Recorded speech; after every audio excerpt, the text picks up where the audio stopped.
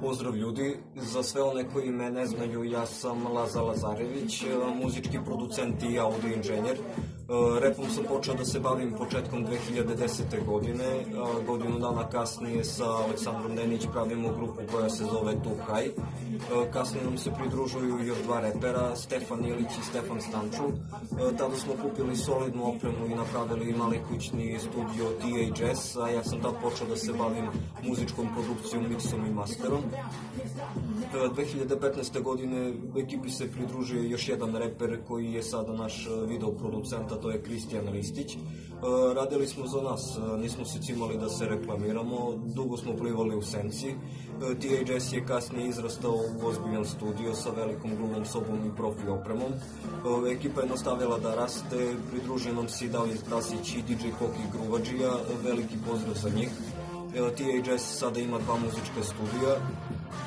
Iza sebe imam trocifren broj pesama na kojima sam radio, izdvojio bih Amerikance i Pakistance. Sad, zašto Pakistance? Pakistanci su jako slični po mentalitetu nama Balkancima i jako mi je velika čast što sam učestvovao, jako puno doprineo razvoju repa kod njih. Da se vratimo na nas, pre par meseci je nikla grupa pod nazivom Hip Hop Rap Scena Otvoreni Balkan. Nenad Stiljković mi je tada poslao zahtev za učlanjenje. Prihvatio sam poziv vrlo rado i ušao u grupu. Nakon nekog vremena u grupi su krenuli sa projektom Cypher. Ideja je bila jedan Cypher sa 5 čoveka, ali se za projekat odazvalo 27 čoveka i došlo je do 3 Cyphera po 9 repera. Tu počinje moja priča sa OB-om. Ja sam dobio priliku da radim mix i master za jedan od Cyphera, a to je Cypher 85. Priča je krenula lagano, napravili smo grupu, počeli sa upoznavanjem ko šta kako i shvatili da između nas ima jako puno hemije. Posle par dana smo bukvalno bili kao porodica, kao da se znamo čitav život. Nemate u grupi sat vremena, uđeš, imaš preko 200 nepročitanih poruka. Bukvalno je sve gorelo od hemije koliko smo se skapirali.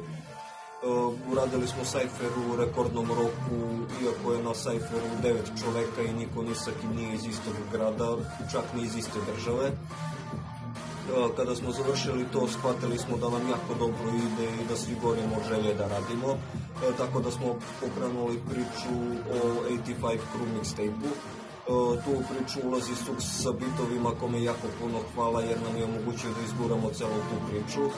Neću previše da otkrivam detalje, reći ću samo da će se na mixtape-u naći 14 pesama i da su svi bitovi živa vatra.